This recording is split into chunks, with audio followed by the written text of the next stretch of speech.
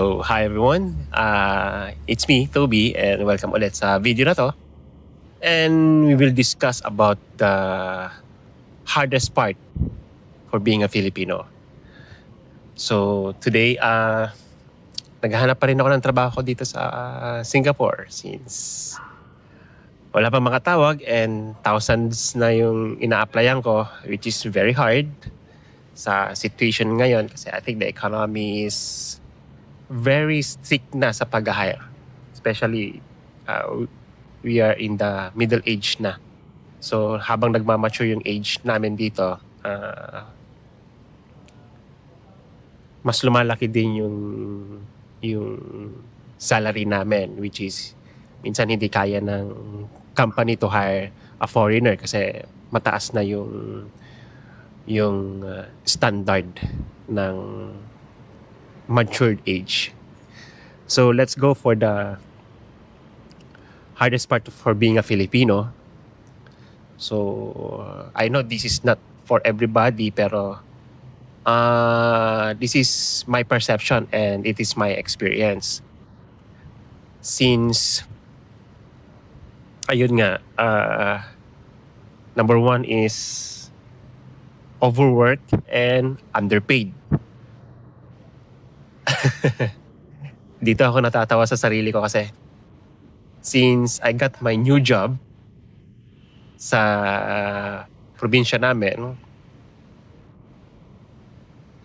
and my salary per day is 150 pesos. That's per day, 150 pesos, and ang position ko doon is customer service assistant sa isang water district.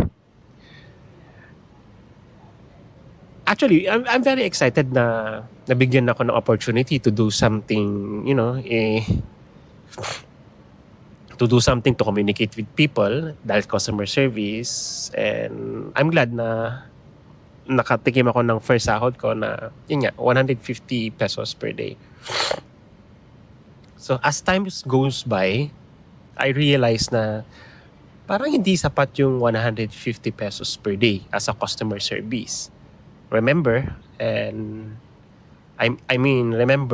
graduate of Bachelor Science of Industrial Engineering and kinagat ko yung pagiging customer service. So, as time goes by, I keep thinking, parang ang liit Paano ko makakasurvive nito? If ever na lumabas na ako sa lungga ng parents ko, if 150 pesos per day, I cannot even see myself na makabili ng bahay for myself, makabili ng mga, hindi naman yung pagiging luxurious. Kumbaga, I was thinking how to go out to my parents para makasurvive. Okay, so you need a home, you need to feed yourself. So 150 per day is kinda nuts para sa akin.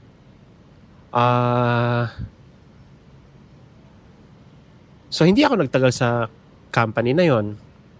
I think around wala patang 1 year. Yeah, I think wala pang 1 year. Then I have a friend na tumawag sa akin na, Toby, gusto mong mag-apply dito sa Laguna? Oh no, it's Cavite, dito sa ROM Apollo Semiconductor, which is para bago naman yung maganda yung experience mo to work. I said, okay, since 150 pesos lang per day yung sahod ko dito, I think going to Manila is going to Cavite is the best decision to get more salary. Kumbaga, since medyo align yung course ko doon sa position na production engineer. So nakuha ko doon sa company na yon, and they show me the contract, and nakita ko is my salary is 8,000 per month. 8,000 per month. So sabi ko, okay, sige, kagating ko na since mas malaki doon sa 150 per day. So 8,000 per month, ayun, nahirapan din ako kasi number one, pagkain na rin. Hindi libre yung pagkain doon. Yung rent ng bahay, hindi rin libre. As you rent, nagbabayad ka pa ng kuryente. Hati-hati kayo doon. So, ang naiiwan na lang sa akin is around, parang per month is around 2,500. Like that. 2,000. Kasi nga, mahal sa Manila eh. What will I do about the 8,000 pesos? So yeah,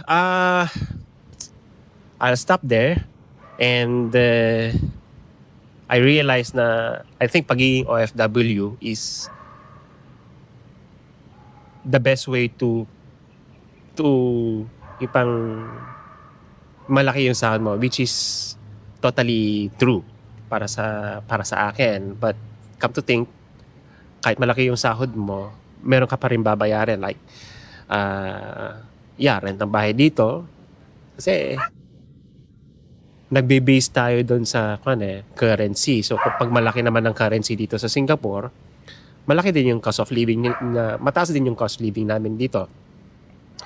So yeah, I think it's balance lang, pero nagkakaroon kami ng hindi na kagaya sa Philippines sa less yung nasi-save namin. Actually dito medyo malaki-laki na rin yung nasi-save namin as an OFW. So yeah, that's the hardest part dun sa Philippines is yung na overwork ka doon and underpaid. So second na napansin ko is bago pumunta dito sa Singapore, bago nag-OFW, kumbaga, kasi ang first experience ko sa pagiging OFW is Abu Dhabi. So I compared them is the transportation. So when I was in Manila working, Cavite, Manila ako parate. Cavite, in terms of transport, kinumpare ko dun sa ibang bansa and sa Cavite, the transportation is nuts. I'm not saying that our transportation there is medyo okay, which is actually hindi okay. Kasi ang nangyayari doon sa Philippines when I was in Cavite, uwi ako sa probinsya, it takes me almost 7 hours to travel. To travel. I think every 2 weeks, minsan lang ako uuwi doon sa amin. And pagpapahinga lang doon sa probinsya namin for 1.5 days, balik na naman ako sa Cavite. So yung style ko na pag-travel doon, pauwi, is Cavite to Laguna. And Laguna, tama ba to? Nakalimutan ko na. I think, Cavite to Alabang. Alabang, papunta sa Cubao. Cubao to sa probinsya namin. So it takes 7 hours. So pagkatapos ko ng work, 8 o'clock, nakarating na ako doon sa Cubao around, I think 10 or basta magte 10 o'clock. After that, maghihintay pa ako ng bus papunta sa amin. So it takes 6 hours papunta sa amin. So it's very hectic kasi nung nakita ko doon sa mga kalsada, especially sa Manila, maluwang nga siya. But the problem is, ang daming kotse. And then, hindi ko alam kung saan nanggagaling yung traffic. Which is weird. Totally, ang daming tao. I don't know how hindi ko alam kung paano nila i-control yun eh. Ang daming motorsiklo, ang daming kotse. Minsan, ang init na ng mga ulo ng mga driver, ang daming bus na hindi pumupunta sa tamang lugar. May mga taong tumatawid na lang para magpara ng bus para makasakay, which is I don't blame them kasi I wala eh, ganun na yung parang nakasanayan kasi natin sa Philippines, which is yung nakikita ko. As I compare din dun sa Abu Dhabi, very regimented. Bawal ang jailwalking. The transportation may oras. You can wait. Tapos yung MRT nila, very convenient. And then after nun, nung wala na ako sa Abu Dhabi, I was here in Singapore. Mas maganda na naman yung transportation nila. Which you can imagine sa coast to coast is around 1 hour plus lang, nandoon ka na sa east. So pagbabalik ka na naman doon sa west, another 1 hour, which is kung tutusin mo, mabilis na yon para sa akin. Kasi sabi ko nga, as my experience doon sa Cavite going to our province, umabot ako ng 6 hours, which is nuts. And then ano pa, nakita ko dito yung bus. So yung bus nila, very regimented. We have an app here na ginagamit namin to monitor kung ilang minutes pa bago dumating yung bus na sasakyan namin papunta doon sa office or anything that you want to go. So yeah, yung mga ganon. And then hindi ka rin mawawala dito, which is nice. So yeah, yun yung mga observant ko noon nasa Philippines ako and then dito sa abroad. So next thing is I don't know, sa safety of people. I think dahil sa napapanood ko sa mga TV and sa mga, I think TikTok na din, sa mga social media, when I see people sa Philippines, minsan nakikita ko na lang na binabaril nila on the spot. I don't know what just happened, yung security. I mean, may CCTV nga tayo pero hindi na huhuli. Nakikita sa CCTV na, you know, the crime happened pero hindi until how many years hindi pa rin nahuhuli. And then sa experience ko noon when I was in college sa probinsya namin,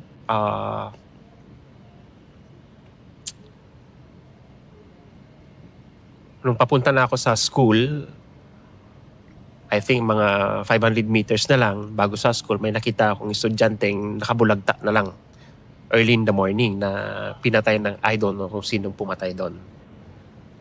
So it's very scary kasi we all striving to be great and para masupport natin yung sarili natin and support our family.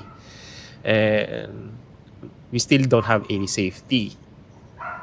Next thing, nung kinompare ko sa safety ng Philippines and safety dito sa Singapore and then sa other country, mataas yung safety dito kasi nga pag may nangyaring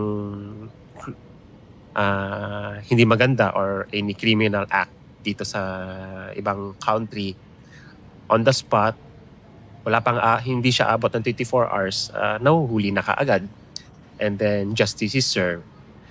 So there is less I don't say na zero ang act of criminal dito sa ibang bansa, which is nice kasi almost zero dito eh. Hindi siya everyday na nagkakaroon ng mga hindi maganda. Unlike in Philippines, I think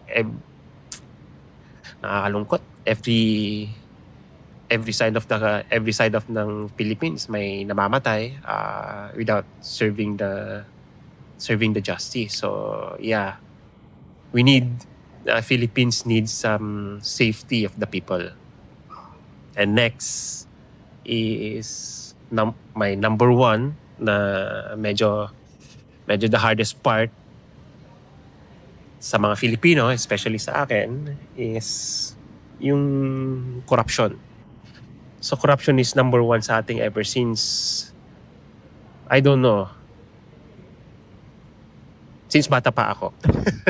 I cannot tell anong year.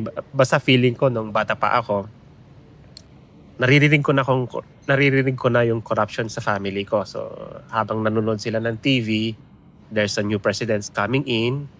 Can he beat the corruption? Can he beat the... So, yeah. Nakakalungkot lang isipin kasi ang hirap minsan umuwi dahil sa corruption. And then, I will give you a story. When I was working in Metro Water District, I didn't know that there is a corruption inside. That's my first job.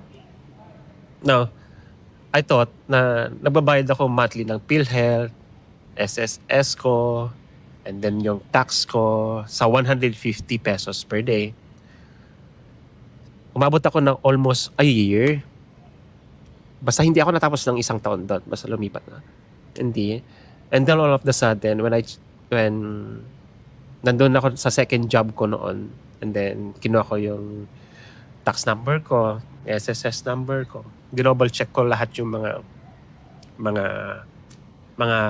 binawa sa akin. And then I found out na yung company na yon, hindi nila ni-remit yung mga binawa sa SSS ko at saka sa pag-ibig ko, which is very sad para sa akin kasi almost a year yun na walang nahuhulog. And then pinaghirapan mo, yung pala, yung finance doon, binulsa yung pera ng lahat ng mga empleyado doon. So, ang lungkot, sobra lungkot. So sinabi ko sa parents ko, ano na to, paano ko hahabulin ito? Sabi ko, hindi ni-remit, hindi lahat. Yung pala binulsa. And then all of the sudden, yung company na yun, nagsara na. Kinuha na ng private company. So yeah, corruption. Ano pa? Corruption sa flood control. We know that what happened there is grabe sa flood control. Umabot na mga bilyon. Papa, hindi ko maintindihan kung paano sila nakakatulog ng gabi sa ganong perang ninanakaw nila sa kapwa, sa mismong Pilipino. Okay. Sa mga tax natin, yung mga, especially sa DPWH, isang reason bakit maraming Pilipinong umaayaw na sa Philippines. At umaalis na lang doon at naghahanap ng matinong buhay sa ibang bansa. Kung hindi sana nila ginawa yun ever since, no? Pag matino lang sana sila mag-isip at hindi nagko-corrupt. Imaginin mong ang ganda siguro ng mga structures natin. Wala tayo mga baha, transportation, lahat. Isipin ko pa lang, masakit na ng ulo ko. Yun, especially those, hindi lang naman ang DPWH ang corruption, even those politicians. I don't know kung paano nila, how? Parang ginagawa ng business ang pagiging politics. They get some, they put the money inside their pocket. I don't know. So yeah, yun yung mga hardest part of, ito yung mga nakikita kong the hardest part of being Filipino. Kaya minsan ang hirap umuwi kasi